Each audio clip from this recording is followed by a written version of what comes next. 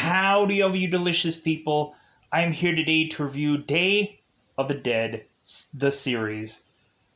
Season 1, Episode 2. So, if I were to have said in the pilot episode, I think the real consensus I made from that first episode was to say I wasn't impressed. Now, we go into Episode 2, and for anyone who had actually watched this episode, you might quite understand exactly where I'm going with any of these number of things that I am going to say here. So we go from not impressed to frustration immediately in this second episode. There was like one thing out of this whole entire episode, grant you it's 40 plus minutes, and I had one kind of sliver of something that I actually liked about this episode. And it wasn't even having anything to do with zombies, because how could it have? How could it have? How could anything positive in my mind have to do with zombies? Because you would have to count the seconds that zombies were actually in frame of show. Because we're still at day basically 0. They're still just kind of shaving away at the story. They're just like, man, we just you know what? I'm not quite sure if we got every little thing that we can just shave off this one side. We gotta make sure that it's nice and it's baby smooth on this one side before we even go onto the other side to make it even. Oh no! I think there's still something there. I think we just yeah. Just frickin' milk? Could we get some milk, please, in this zombie apocalypse? Yeah, I think we should. Because, man, are they just not impressing me with this show at all. Plus, it's all of a sudden we have this mayor story that I am just I no longer want to hear any bit of this story anymore. They have basically just killed whatever story that was within this episode. Whatever interest, I honestly, now every time the mayor is to be on this show, I want to just instantly put the show on mute or do not want to listen to any bit of dialogue that the mayor is to have, because basically they've rendered this character an annoyance, and plus also it's just, I just have no interest in this character. So they should do something with this character to make her be there, but I don't care.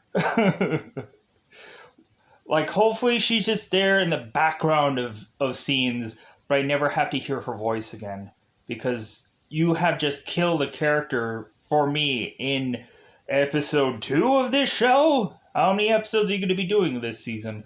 I'm curious, because how long are you going to stretch this garbage out? Definitely, I want to figure out how long this season is. Because if it's seriously an 8-episode season, I'm like, huh? You're going to really just stretch the mother of this out if it's going to be if it's only 8 episodes. You would think that they would be rushing to do the story. If it's 20 some odd episodes, then I could just be well, I guess I could justify the otherwise story arcing whatever, but still, I'm just if anything, it seems that in this episode, they're really just trying to kill viewership. They're really just going on and just well, whoever was clinging on to life to see what was to happen to next week, man, are they just going to eventually just feel like they weren't rewarded for them saying, oh yeah, there's some potential here, to eventually go on to the next week and just be wow, that potential just flushed right into the toilet of this show. So really, we're to just kind of introduce certain characters into certain people's story that means diddly worth of nothing. But that's not like really. That's just me saying that we probably add like a couple people here that will probably have no real importance probably past this episode because we're probably not going to remember any number of these people because they keep adding more people in via every episode to, I guess, have us maybe quite possibly have us come back to them at some point. I don't know. This show is so weird and so goofy. Um, so really, the only true interesting, if you can even call that, possible part of this story is to be Jay Fisher's story about him kind of preparing for his wedding in this episode. That's probably the only interesting thing going on here. The mayor, I don't even want to talk about her story because it just seemed out of all the other stories, like hers is honestly the worst. And plus, hers has this kind of weird, goofy agenda kind of thing that I don't even want to talk about because I don't want to. I don't want to sound like I'm like trying to offend anybody through this review. So, what else is going on with all these young folks? Well, we also have in this episode. We also have both Luke and Trent going and getting a keg and taking forever to eventually waddle this keg down to a certain specific location to eventually have an end result that I'm not quite sure is going to is not going to justify like what they had to all just do throughout this entire episode to carry this keg to a certain location for us to just be like, well, are they even going to use the keg? Was this just a waste of time for us to get backstory of a certain character, mostly Luke, and him kind of whining and crying about how he is to be this kind of person, or he has to deal with his parents, or whatever, his boo-hoo freaking story. And I am just like, I am just... and plus also, in a zombie apocalypse, we have time to tell a ghost story. We haven't only have time to tell a ghost story to zombie apocalypse, folks. Hey man, can I just read a newspaper and have the zombie apocalypse just popping up around me? Because I feel like I will never be eaten or torn apart by a zombie. I can just, just read the news. Hey, is it sports section? Oh, this is great. The zombies in the show take way too long to pop off, and then when they do pop off, and eventually do tear through a person, it is so like quick and whatever. And so there is also this moment where we have Cam and his story with Lauren, where I can't help but think that there's to be like if you were to kind of edit that kind of goofy like kind of music that they use and kind of certain old kind of stuff where it's like the like you could probably have the whole Cam Lauren scene kind of wrapped up as one stupid goofy moment in the show. Like you could probably edit in like a laugh track to some of this stuff to eventually just be like, yeah, like I just don't quite see this as like a thing that is to not just be like, God, this is so goofy. This doesn't feel... It feels goofy. It feels cheap. especially when we have to have zombies start coming out of these one morgue like doors, and so we end up having, of course, a female who ends up coming out, and you're just like, okay, so that's obviously skin, right? And coincidentally, this skinned woman obviously is to be like quote unquote censored for TV, and I'm like, why didn't you just have clothes on this person?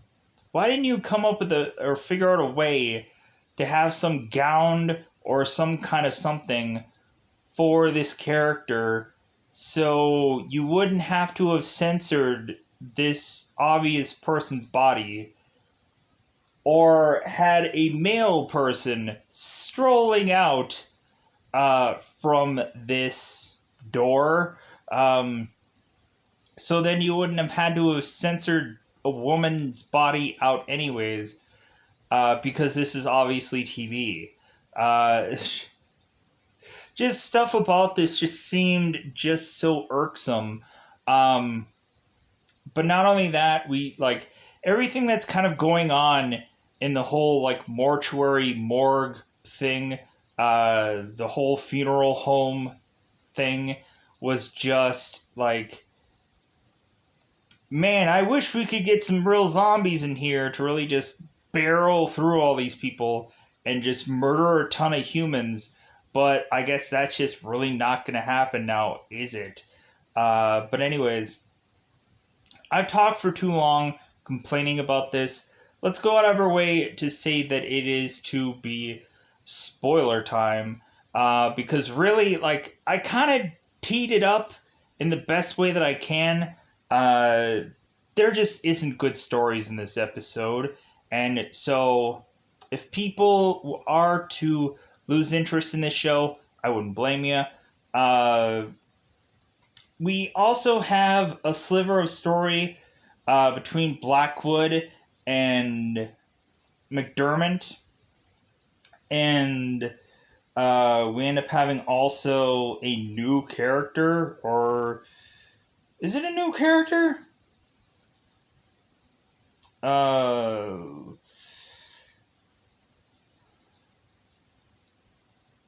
sure. We end up having a new person that is to kind of deal with McDermott, and is to just kind of be the person that comes to this kind of construction site and is like, okay, like some flags are to be raised because evidently it seems like some political figures are basically forcing this construction site to keep on moving the way it's moving, and so there's got to be something fishy about this whole construction site.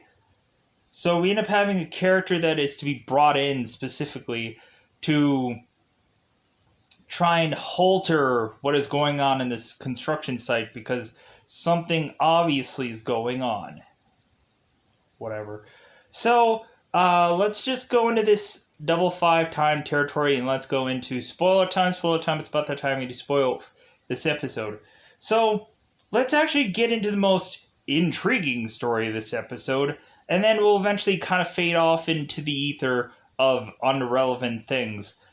So let's go into Fisher's story. So Fisher is to, of course, uh, have his parents at the very last minute wanting to go and make a flight to try and catch Fisher's wedding.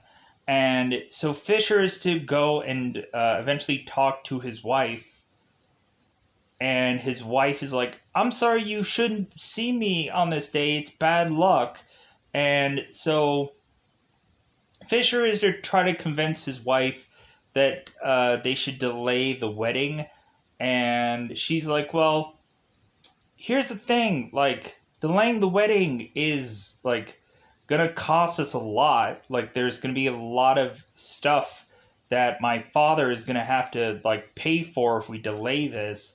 And you know what? Your parents had all the time in the world to, like, for a whole entire week to fly in early, and they didn't. And so Fisher's like, you know what, you're right. F them. Like, we'll just kind of show them the videotape of us getting married, because that's all that really matters. Like, they chose, like, the very last minute to put this whole decision making together to come here, so F them. So we not only have that, but then we also have Fisher, who is to go off to see this elderly lady that's 88 years old, Mrs. French.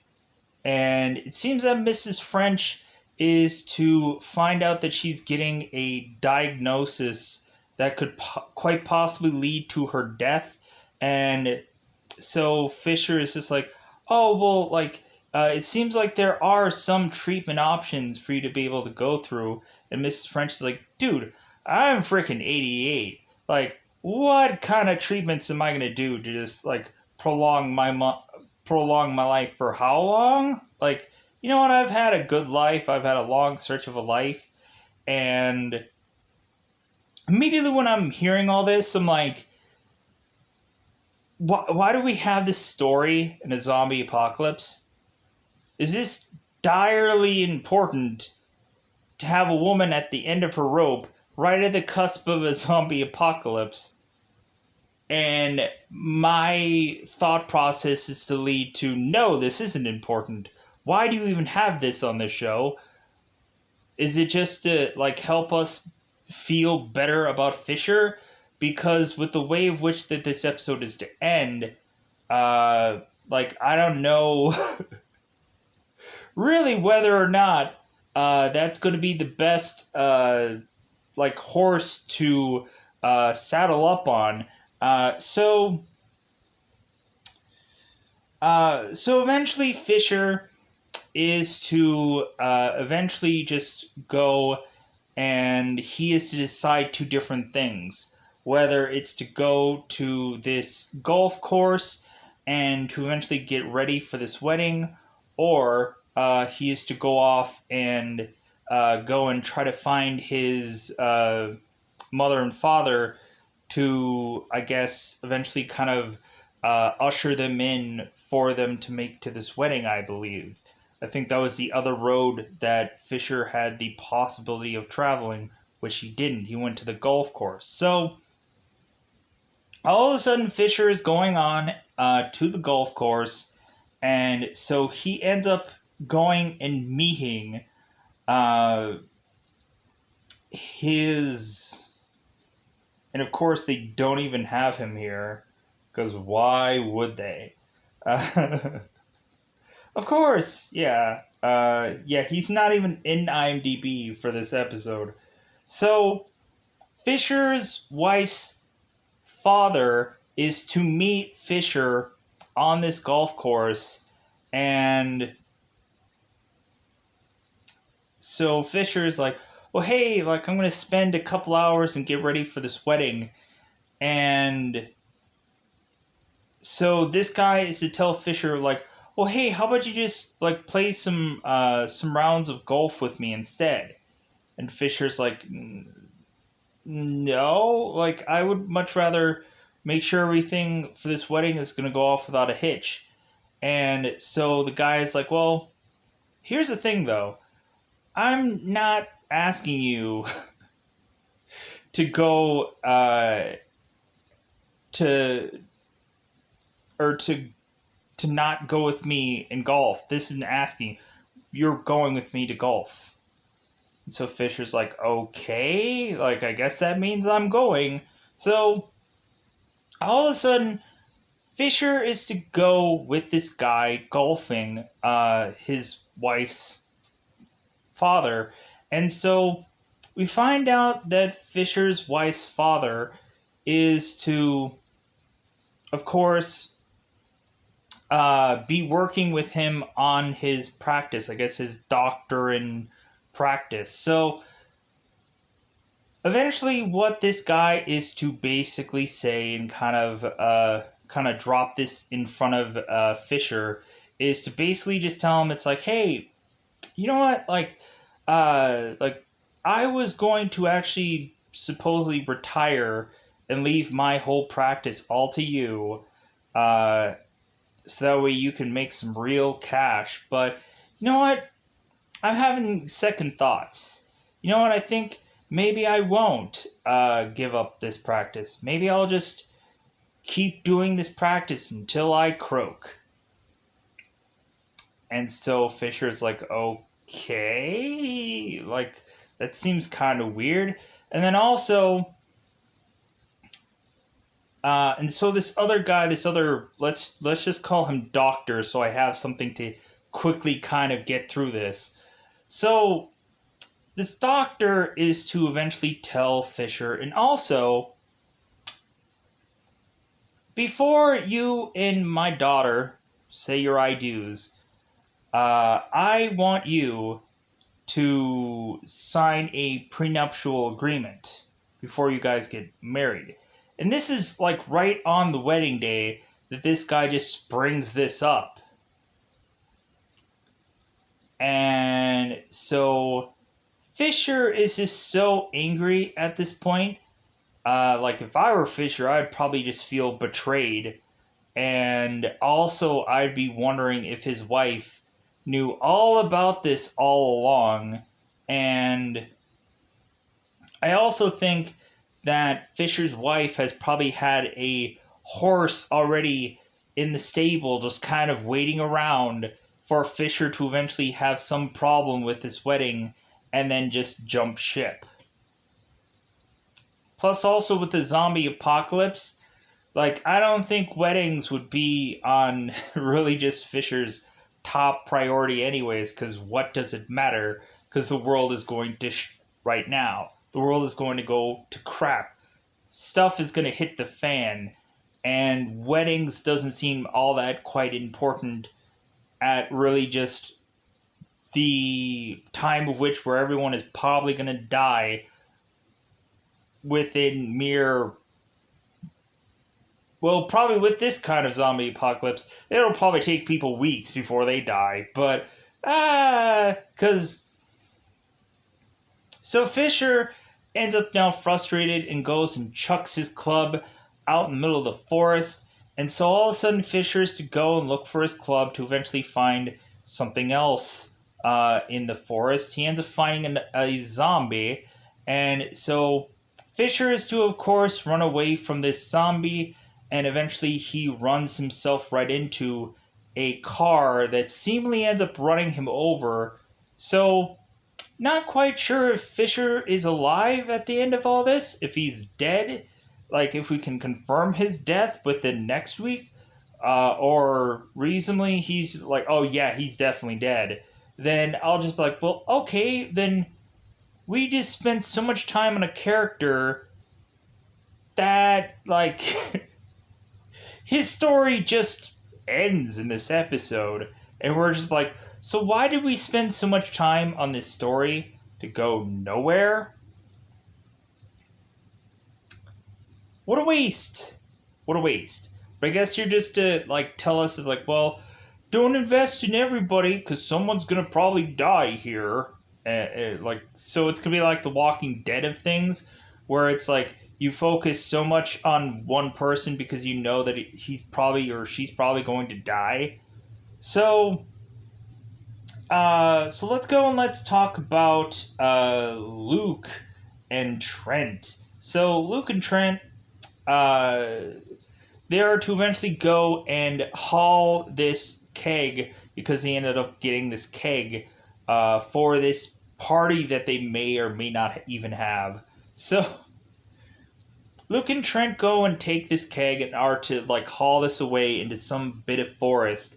And so Luke is just to whine and moan like a little baby and is to mention that like how his like mother is going to look down on him because he ended up trying to steal that beer and she caught him on it. And just whining and crying about his family is really just going to help us really invest in this character. And then also, Luke and Trent are to just kind of like talk about Luke's kind of uh, girlfriend, where it seems like, hey man, uh, like I'm sure you're gonna butter up your girlfriend so much that eventually like you're gonna get laid. And Luke is like, why do you keep having to like really poke at that? Like I'm so sick of you poking at that. And then Trent is like, so wait a minute, so you're a virgin?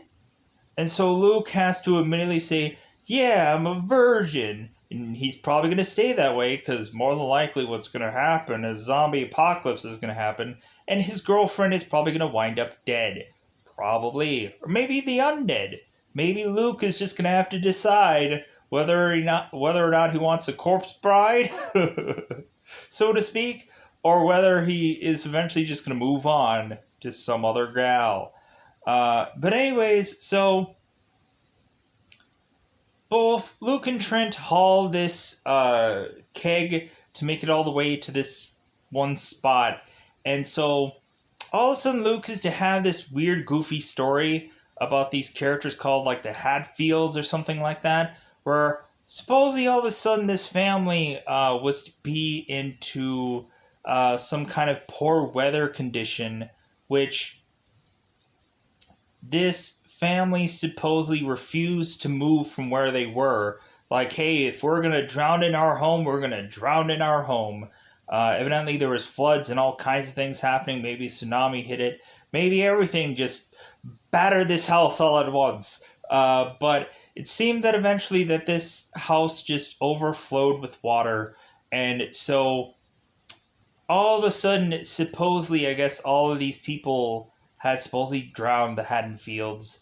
And so, supposedly, Lucas mentioned, like, well, yeah, maybe there is at some point in time when you were to go where their house used to stand, you can eventually hear them calling you in to eventually to eventually join them in whatever the heck that they're doing. So all of a sudden Luke and Trent accidentally go and roll this keg into this thing of water, and they end up both laughing about it.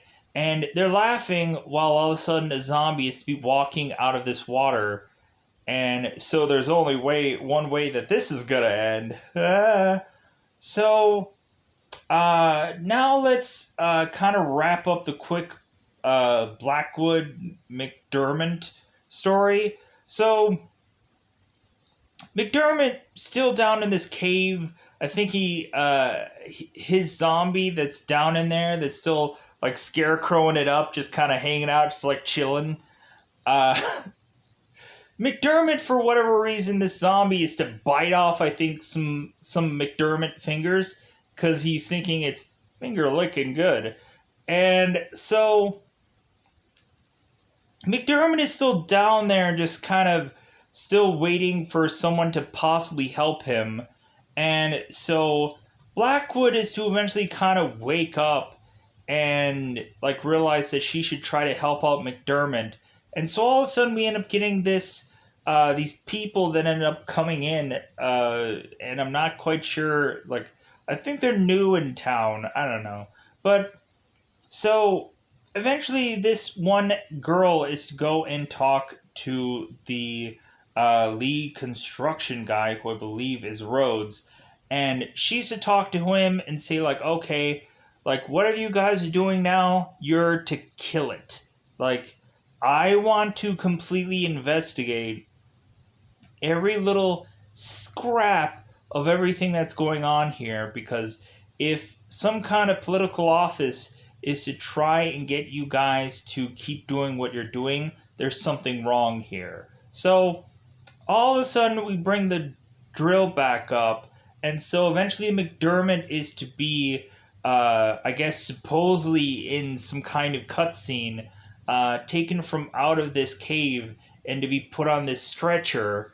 And so this woman is to say, well, luckily I have like nursing experience, so I can help you, McDermott. I'm going to give you some medication to help you out.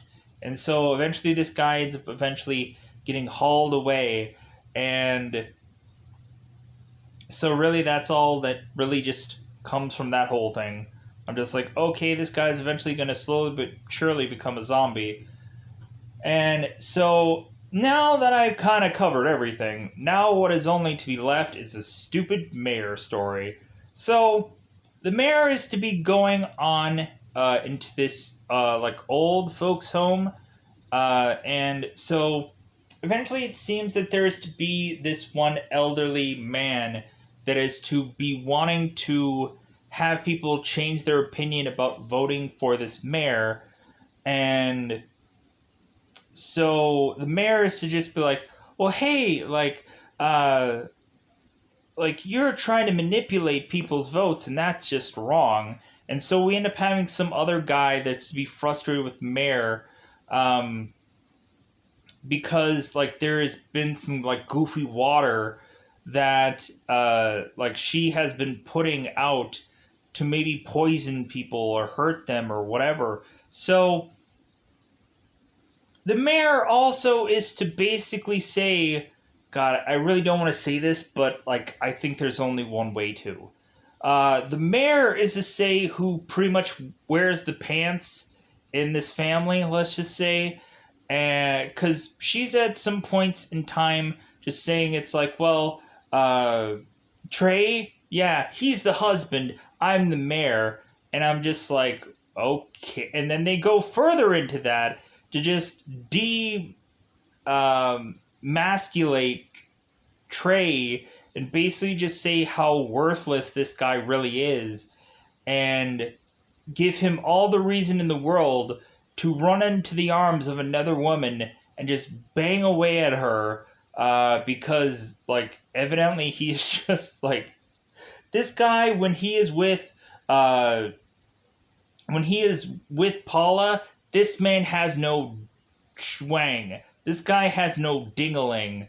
This guy has no spine also. This guy is a zombie before zombies were even a thing because this guy is missing parts in him. And so this guy is the human zombie because he rationally is missing some things. That's for sure. So eventually, the mayor and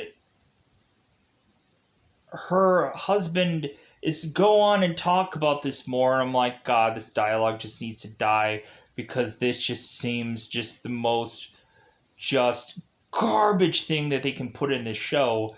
Like, because I don't know what it is that they have to put, like, for all these kind of newer shows, they have to put some kind of weird, goofy agenda in these shows, which I don't like this kind of stuff, but whatever. They just kind of keep putting it in there anyways. So, justifying why Trey is just like, dude, I'm happy that I'm banging away at this other woman, because at least I feel like I found my wang somewhere. I'll get to my spine eventually, but my wang though. God, these people are piece of works. So eventually we had the guy come back, talk about the jar of water. They're like, hey, jar of water, I'm back. And so all of a sudden Trey is to, because this guy is getting very upset, Trey decides to bust out his wife's weapon and grow a pair and shoot a gun in the air, which weirdly ricochets and goes and kills this man. And they're like, oh crap. We could be accused of murder of this. So we need to go and take this guy and make him look like he's still alive in this old folks home and just put a hat on him and some sunglasses and a beret. Give him some makeup and just put him in a wheelchair and try to haul him through this old folks home where eventually the mayor is to run back into this elderly guy who is to mention like, I have a secret about you, mayor, and I want you to give up your mayorship because I have a secret about you. And so this old man ends up whispering sweet, sweet nothings into this mayor. And so the mayor ends up walking away. And so Trey's like, what did he got? What did he say? And so, but they're just going back and like focusing on that body and wherever it is. So, because Trey was to eventually go on and treat this dead person like he's still alive to all the other elderly, and and then Trey walks off. So, uh, eventually, at the very end of this episode, we have the dead person who's in the wheelchair eventually come back to life with these white zombie eyes to eventually assume that every elderly person in this old folks home is eventually going to be zombified, right? Um, but yeah, I think with that, I think that's all that I had to say about this episode. So, I guess we have to cover the Lauren and Cam stuff. We have to.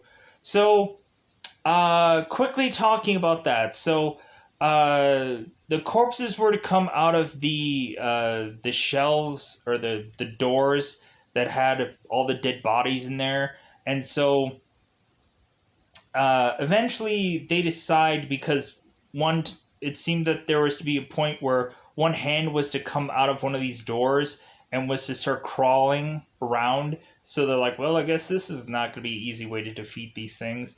So eventually the zombie hand starts opening up these doors, and so zombies start coming out, and they eventually go and grab one of these guys and rip him in half. And so Cam and Lauren are to go and drag a body that doesn't have a head on it, and so they're like, ah, crap, well, we tried.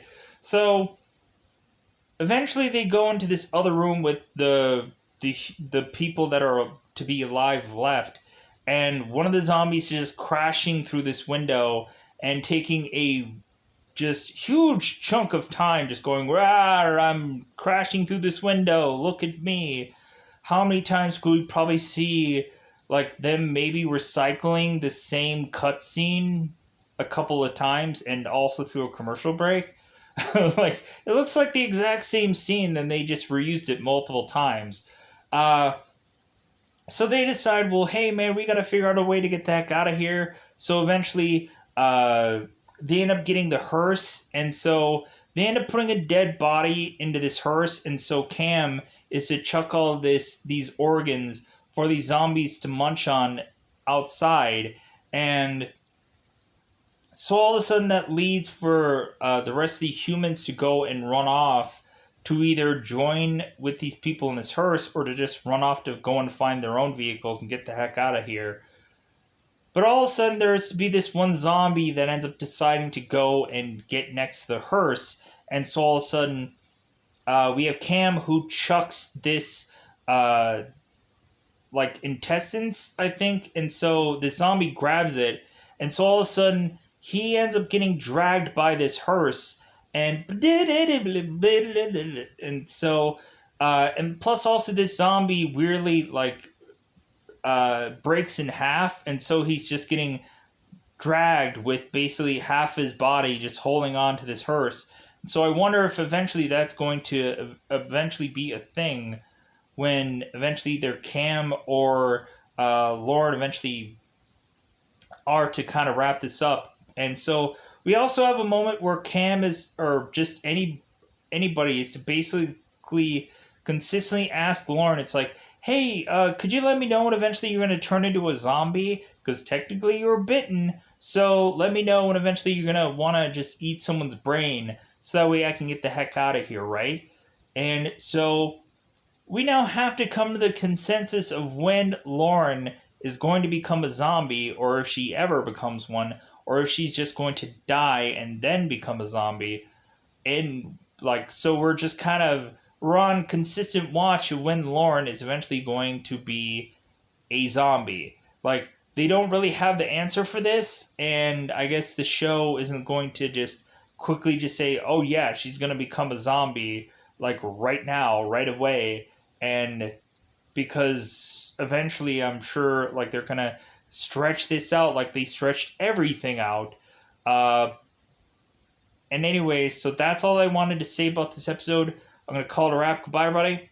Bye, everybody.